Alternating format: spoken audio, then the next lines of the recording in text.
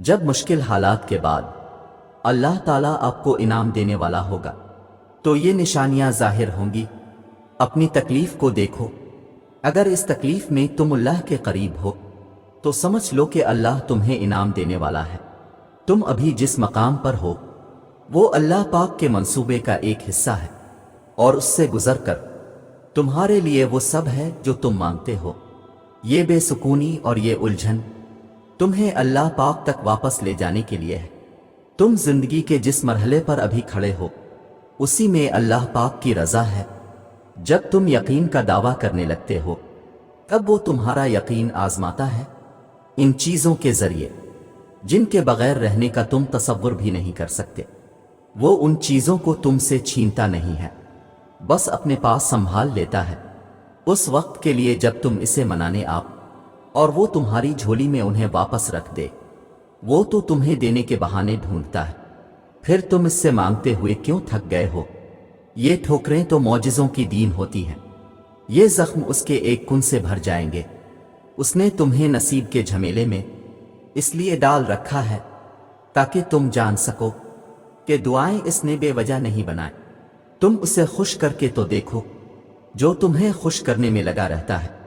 تم اس کے سامنے سر جھکا کر تو دیکھو، وہ سارے معجزے تمہارے قدموں میں لے آئے گا، اور ایسا تو کچھ بھی نہیں جو اس کے کن کے بعد بھی نہ ہو سکے۔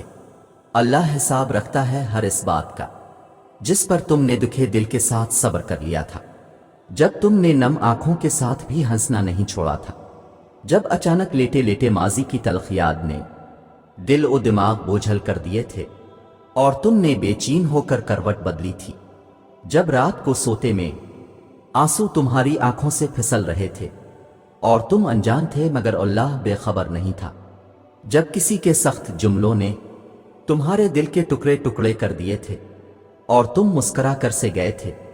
وہ تمہاری ہر اس تکلیف کا حساب رکھتا ہے۔ تمہیں یہ وقت بھلے ہی مشکل لگ رہا ہو مگر تمہاری سب مشکلات کا حل بس اس کے ایک کن میں رکھا ہے۔ سنو، وہ تمہیں بے حساب دینے کے لیے آزما رہا ہے۔ وہ تم سے اتنی محبت کرتا ہے کہ تمہیں اس کی مقدار معلوم ہو جائے تو تمہارا جوڑ جوڑ علیحدہ ہو جائے۔ اس احساس محبت سے بس تم ایک کام کر لو، ایک بات مان لو کہ راضی ہو جاؤ، دل سے نکلتی آہوں اور آنسوؤں میں راضی، اللہ کی مصلحتوں پر راضی، بس جھک جاؤ، کیونکہ جو نہ جھک سکا وہ نہ پا سکا۔ اللہ کو بہت پسند ہے جب تم دنیا سے نہیں اسے مانگتے ہو، جب تم بے بسی کا رونا کائنات کے سامنے نہیں اس کے سامنے روتے ہو، جب تم سب ختم ہو جانے کے بعد بھی اس یقین کے ساتھ دعا کرتے ہو کہ اس کے سوا کوئی نہیں، جو کچھ نہیں دے سکتا وہ رحمان ہے اور رحیم بھی، جو اللہ تمہارے لیے چاہتا ہے کیا تم اس سے بہتر اپنے لیے چاہ سکتے ہو؟ کیا تم وہ جانتے ہو جو اللہ جانتا ہے؟ پھر کیوں مشکل لگتا ہے اس کے فیصلوں کو تسلیم کرنا؟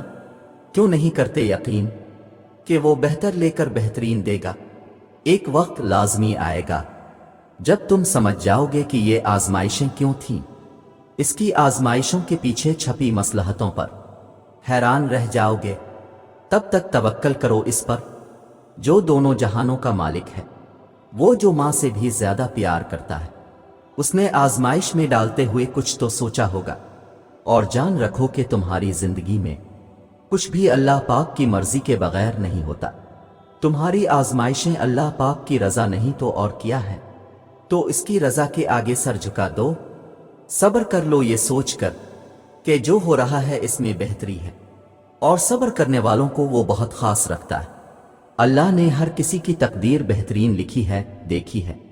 کبھی اللہ کی بنائی ہوئی کوئی چیز نامکمل دیکھی ہے؟ جو کچھ ایسا جو اللہ نے بنایا اس میں بہتری آ سکتی ہے۔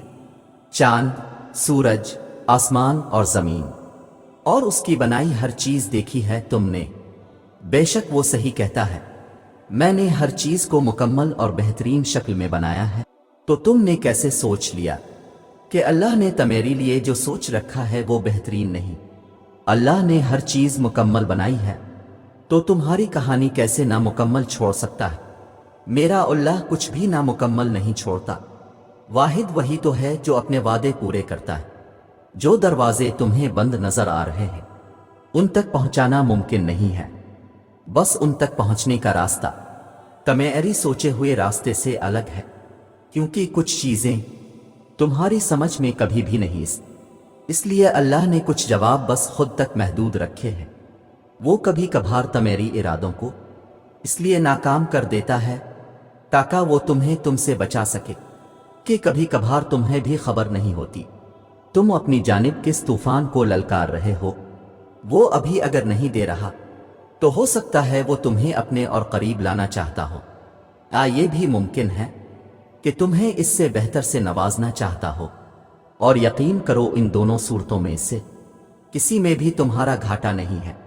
वो जब तुम्हें कतरा मांगने की हिम्मत देता है तब इसने तुम्हारे लिए पूरा समंदर तैयार कर रखा होता है। तुम्हारी दिल में ख्याल बाद में आता है और इस तक पहले पहुंच जाता है। वो देरी उन्हीं के लिए करता है जिनका मांगना इसे बेहद पसंद आ जाता है। इन बेशुमार आवाज़ों में से इसे तुम्हारी आवाज़ भा गई है, बस इसलिए वो चाहता है राब्ता थोड़ी देर और कायम रहे। तो फिर देरी की फिक्र क्यों करते हो? वो अगर तुम्हारी पुकार सुनना चाहता है तो तुम भी उसको पुकारते रहो, फिर वो तुम्हें वो भी देगा जिसके लिए तुम उसे पुकार रहे हो। मौजिज़ों की राह तो अल्लाह आखिरी सांस तक खिली रखता है, तो तुम तब भी दुआ करते रहना जब तुम्हारी पास कबूलियत की कोई वजह बाकी ना रहे, क्योंकि बेबस तुम हो। वो तो पल में नसीबों को बदल सकता है और लम्हों में दिलों को मोड़ सकता है।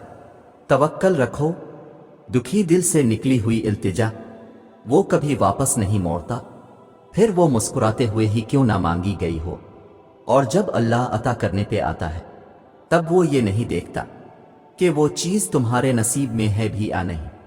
वो तो बस तड़प देखता है कि इसे पाने की तड़प तुम में है या नहीं, और फिर वो अपने पोशीदा रास्तों से तुम्हें उन्हीं बंद दरवाज़ों के इस पार ले जाता है जहां जाने का ख्याल भी तुम्हें नामुमकिन लगता है। तो सुनो, बस दुआ करो और बाकी सब रब पर छोड़ दो, बाकी तुम्हारा रब बेहतरीन जानता है। अरे सुनो तो, तुम तो अपनी जिंदगी को दुआ के जरिए बदल सकते हो, अपने नसीब में दुआओं के जरिए वो सब डाल सकते हो जो तुम चाहते हो। तो फिर परेशान क्यों होते हो? अभी भी वक्त है। इस रब के पास लूट आओ, इससे मांगो। दुआ उसने तुम्हारे लिए ही तो बनाई है। अगर हम इस चीज को लेकर परेशान हैं कि क्या हम जिसके पीछे भाग रहे हैं वो हमारे नसीब में ना हुई, तो फिर तो रब ने दुआ इसीलिए तो तुम्हारी झोली में डाल दी, तो तुम किस बात को लेकर परेशान होते हो? तो अगर हम ये सोचते हैं कि हमारे नसीब में तकलीफ है तो क्या हुआ, हमारे रब ने हमें भी तो नवाजा है कि हम जाएं अपने रब के पास और मांगें।